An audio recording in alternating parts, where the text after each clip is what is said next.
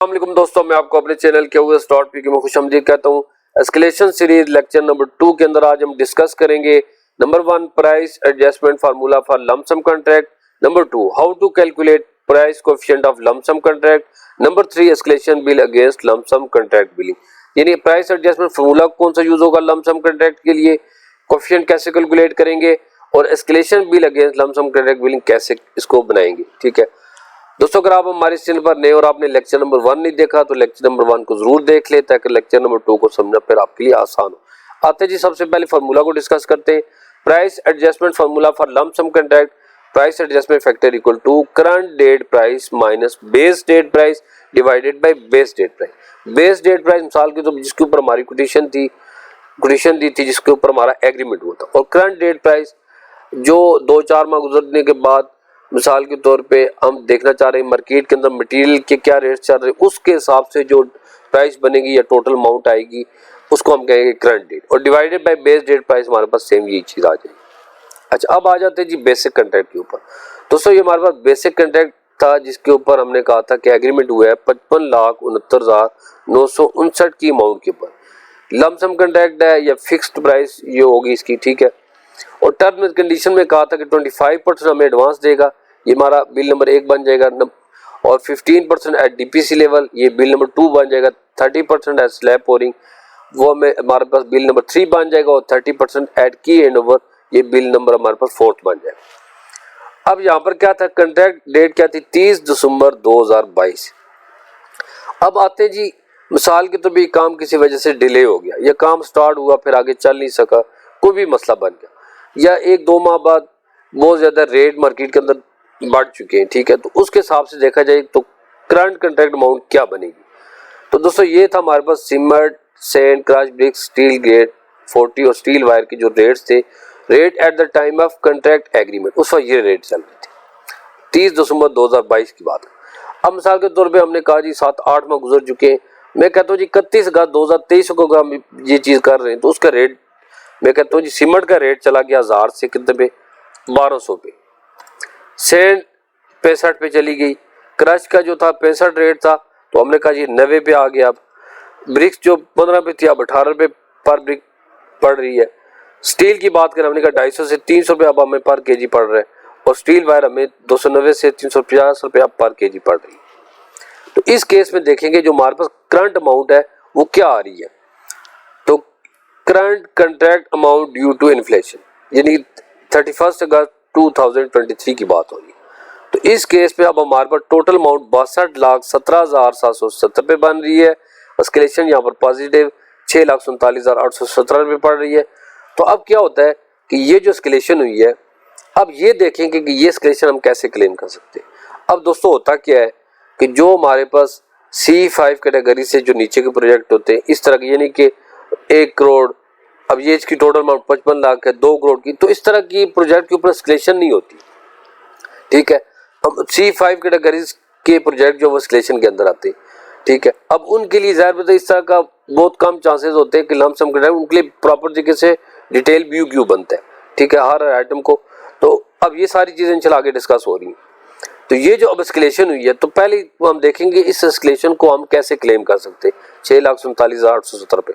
तो इसके लिए क्या करते हैं कि हर बिल के ऊपर टोटल का तो पता चल गया, अब हम देखते हैं इसका फैक्टर कैसे बनाएंगे। तो basic price adjustment factor, basic contract amount 55,69,959 रुपये, करंट कॉन्ट्रैक्ट अमाउंट कितनी बन 62,17,770 रुपये, और एस्केलेशन जो हो रही है 6,47,818 रुपये पॉजिटिव है। अगर रेट नीचे आते तो ये माइनस में चली जाती, तो यहाँ पर इसका मतलब डी एस्केलेशन होती। तो अब price adjustment factor current date price 62,17,770 minus base date price 55,69,959 divided by base date price 55,69,959। इस केस में हमारे पास जो फैक्टर बना वो 0.116 का फैक्टर बना, ठीक है। अब देखते हैं जी इस फैक्टर को हम अप्लाई कैसे करेंगे। तो आते हैं जी एस्केलेशन बिल के ऊपर। बाकी ये सारी चीज वही आ गई। Project construction of house, first bill 25% के हिसाब से 13,92,490 रुपये का बन रहा है 25% के हिसाब से। Second bill eight DPC level 15% इसके हिसाब से जो बिल बन रहा है 8,35,494 रुपये का। थर्ड बिल जो बनेगा 30% के हिसाब 16,70,900 88 रुपये, और फोर्थ बिल जो बनेगा एड की 30% के हिसाब से 16,70,988 रुपये। तो अब इस केस में 55,69,959 रुपये हमारे पास क्या टोटल अमाउंट जो बिल की बनी। अब यहाँ पर एस्केलेशन की को डिस्कस करते हैं कि ये जो 6,47,000 है 818 ये कैसे क्लेम कर। तो ये दोस्तों बहुत सारे यहाँ पर कंडीशंस हो सकती है। मिसाल के तौर पे बेसिक कॉन्ट्रैक्ट ये था, इसका कोई ब्रेकडाउन नहीं, डिटेल कोई नहीं बनी।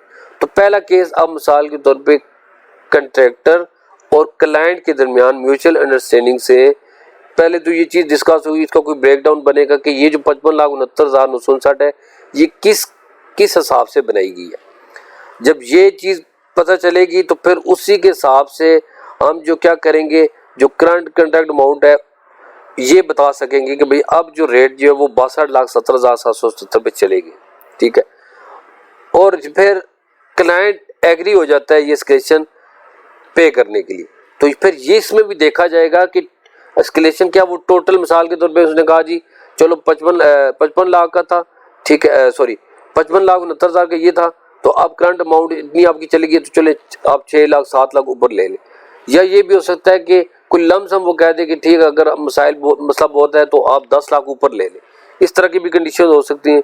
या फिर ये केस भी हो सकता है कि क्लाइंट क्या करे कि कंट्रैक्टर को कहे कि हर चीज़ की डिटेल से क्वांटिटीज निकालो, ठीक है, और फिर उसमें देखो जो मटेरियल जैसे सीमेंट बैग अगर महंगा होता है तो उससे खासा फ़र्क पड़ जाता है, फ्यूल का फ़र्क पड़ जाता है, क्रश महंगी हो जाती है बहुत ज़्यादा तो उसका फिर खासा इम्पैक्ट होता है इसके टोटल अमाउंट के ऊपर।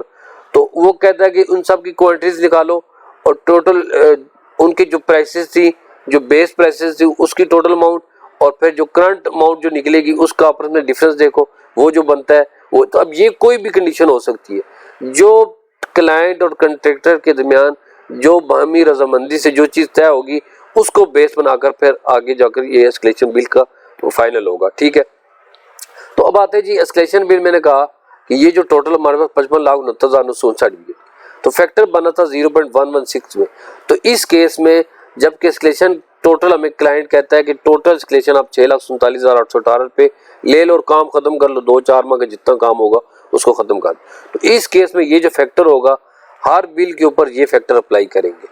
और फिर दूसरा अगर कोई इस तरह का केस हो सकता है कि मिसाल के तौर पे यानी कि जो C5 कैटेगरीज के प्रोजेक्ट होते हैं, कोई लमसम का टाइप का जो कॉन्ट्रैक्ट है वो उस कैटेगरी में दाखिल होता है, अब डिटेल व्यू क्यों कुछ भी नहीं है, तो फिर क्या होगा कि हर बिल की जो डिटेल बनाएंगे उसी बिल के जो रेट बढ़ेंगे वो बिल दोनों का जो डिफरेंस होगा उसका जो फैक्टर होगा वो अप्लाई करेंगे। फिर नेक्स्ट बिल होगा तो फिर उन दोनों का जो डिफरेंस होगा जो उसका जो फैक्टर बनाएंगे वो फिर उस बिल पर अप्लाई कर देंगे, जैसा कि price adjustment factor for item base BOQs के अंदर जो चीज़ होती है।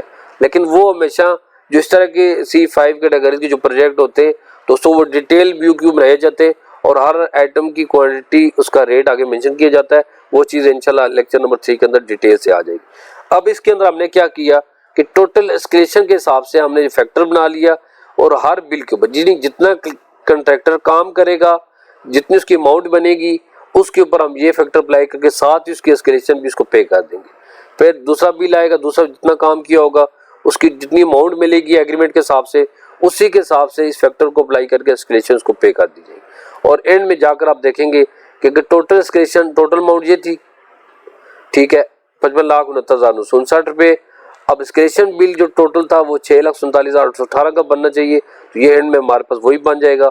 और टोटल अमाउंट हमारे पास जो करंट कॉन्ट्रैक्ट अमाउंट के हिसाब से 6,47,818 थी वो यहाँ पर हमारे पास सॉरी ये 62,17,770 रुपये, तो ये हमारे पास 62,17,770 रुपये टोटल अमाउंट हमारे पास आ रही है। तो इस तरह दोस्तों उम्मीद है कि लमसम कॉन्ट्रैक्ट के हवाले से जो आपके काफ़ी हद तक कंसेप्ट क्लियर हुए होंगे।